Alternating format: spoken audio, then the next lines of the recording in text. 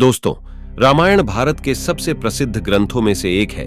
महर्षि वाल्मीकि द्वारा रामायण में राम जी की संपूर्ण जानकारी लिखी गई है। लेकिन कुछ लोग राम जी के होने पर ही सवाल उठाते हैं और रामायण को केवल कहानियों से भरी एक किताब मानते हैं, तो वहीं कई संतों का यह पूर्ण विश्वास है कि रामायण में वर्णित घटनाएं वास्तव में घटित हुई थीं। हम यहाँ पर इस विवाद के ऊपर कोई निर्णय तो नहीं दे रहे हैं, लेकिन आज हम आपके सामने इसके सत्य होने के सबूतों को आपको बताएंगे, जिन्हें देखकर आप खुद इस निर्णय पर पहुंच जाएंगे कि रामायण में वर्णित घटनाएं कोई काल्पनिक रचनाएं नहीं, बल्कि सच्ची घटनाएं थी। रावण का महल, लंकापति रावण के महल के अवशेष आज भी श्रीलंका में मौजूद है। यह वही महल है जिसमें रावण अपनी पटरानी मंदोदरी के साथ निवास करता था। इस महल को पवन पुत्र हनुमान ने लंका के साथ जला दिया था। इस जले हुए महल के अवशेष आज देखे जा सकते हैं। कोबरा हुड केव, रामायण के अनुसार रावण ने सीता जी का हरण करके सबसे पहले इसी गुफा में रखा था। इस गुफा का आकार एक सांप के सिर जैसा दिखाई देता है, जिसके कारण इस गुफा को कोबरा हुड के नाम से भी जाना जाता है। इस गुफा के अंदर चारों ओर की नक्काशी से साफ पता चलता है कि यह रामायण कालीन गुफा है और यह गुफा आज भी श्रीलंका में मौजूद है। पानी में तैरने वाले पत्थर, राम सेतु पुल के पत्थर पानी पर तैरते थे। सुनामी के बाद रामेश्वरम के उन पत्थरों में से कुछ जमीन पर आ गए थे।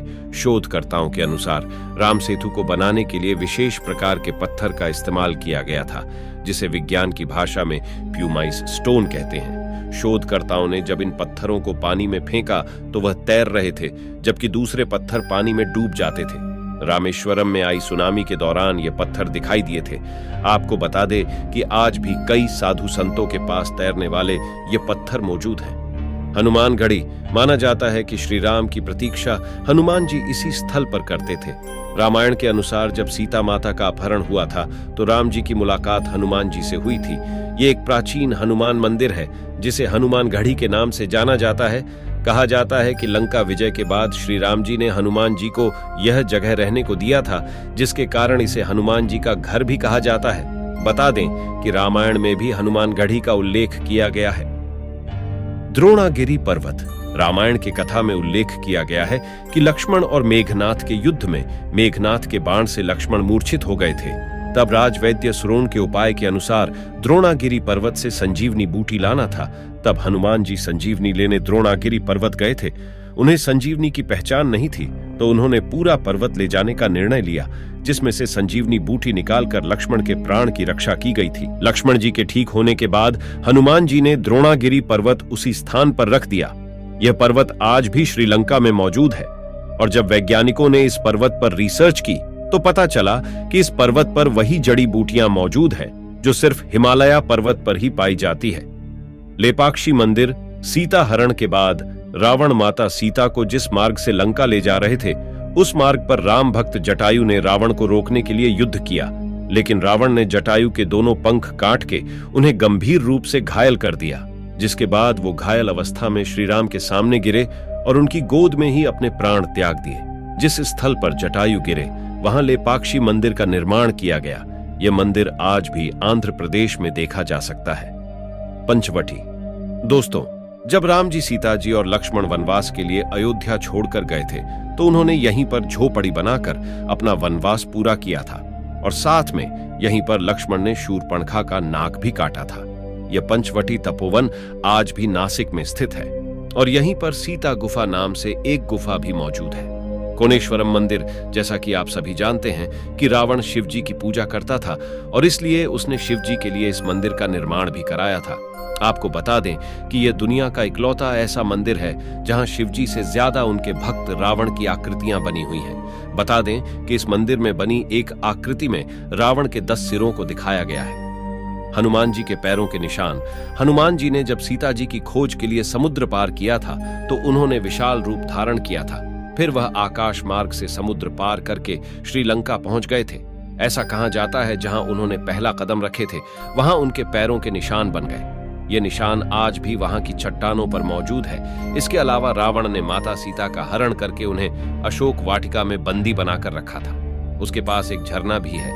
इसी झरने के पास ही हनुमान जी के पैरों के चिन्ह प्राप्त हुए हैं। कार्बन डेटिंग से जांच करने पर इन पद चिन्हों की उम्र लगभग 7000 वर्ष पूर्व की आंकी गई है। इसके अलावा भी बहुत सी ऐसी जगह है जहां पर हनुमान जी के पैरों के निशान मिलने का दावा किया गया है। राम सेतु को एडम्स ब्रिज भी कहा जाता है। ये भारत के दक्षिण पूर्वी तट के किनारे रामेश्वरम द्वीप के मध्य चूना पत्थर से बनी एक श्रृंखला है। भौगोलिक प्रमाणों से पता चलता है कि किसी समय यह सेतु भारत और श्रीलंका को भूमि मार्ग से आपस में जोड़ता था। वाल्मीकि के अनुसार नल और नील के सान्निध्य में वानर सेना ने 5 दिन में 30 किलोमीटर लंबा और 3 किलोमीटर चौड़ा पुल तैयार किया था।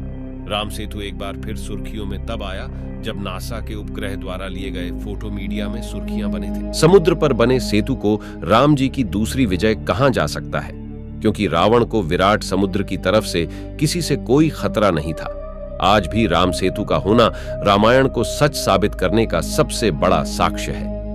रावण का शव, ऐसा माना जाता है कि रैगला के जंगलों के बीच एक विशालकाय पहाड़ी पर रावण की गुफा है, जहां उसने घोर तपस्या की थी।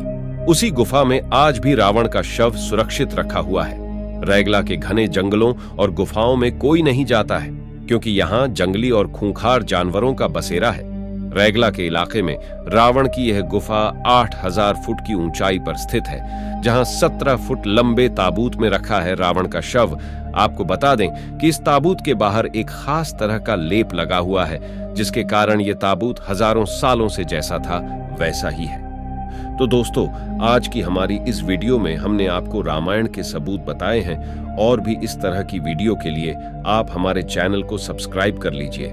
दोस्तों, अगर आपको हमारी वीडियो पसंद आई है तो हमें कमेंट करके जरूर बताएगा और इसे अपने दोस्तों के साथ शेयर जरूर करें।